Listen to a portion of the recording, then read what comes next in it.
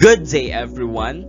Today, we will discuss one of the fundamental topics in economics, which is demand.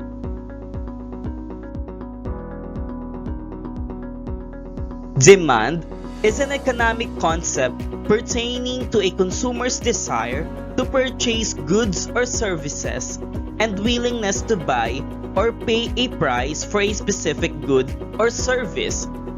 And to understand more, let us discuss the law of demand. The law of demand is an economic law states that as the price of good goes up, the quantity demanded goes down. For example, here on the demand schedule for coffee, the consumer tends to buy a cup of coffee at lower price. Conversely, as this cup of coffee more expensive, consumers will tend to buy less. And it is best explained the opposite relationship of price and quantity demanded through demand curve. Take a look at this demand curve for coffee. At point A, where the price of coffee is 50 pesos per cup, the quantity demanded is 3 cups.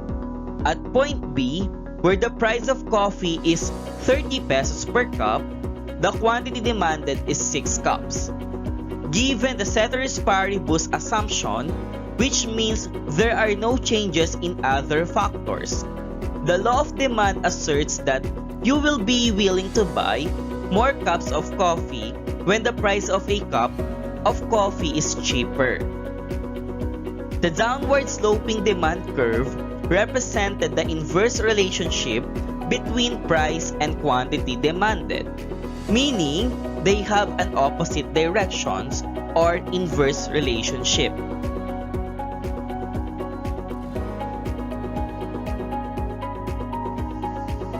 Aside from price, what other factors that can affect the amount of a good consumer who is willing to purchase?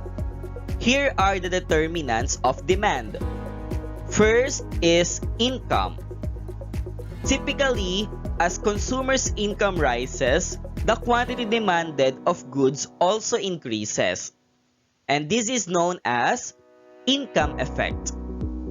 Another determinant is substitutes. These are goods that meet the same requirements or fulfill the same needs as another good. For example, margarine is a substitute good for butter. As the price of butter increases, the quantity demanded of margarine also increases.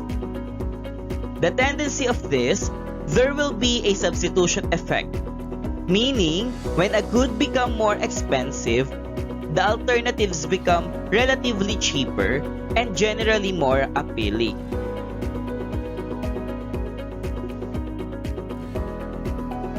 And another determinant of demand is consumers' expectations.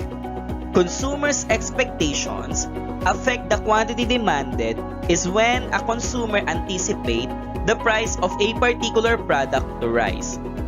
They will tend to buy more of that product now before the perceived or scheduled price increase. A good example of this when pandemic happens. People anticipating that health products such as face masks, alcohol, and vitamins will increase their price due to high demand.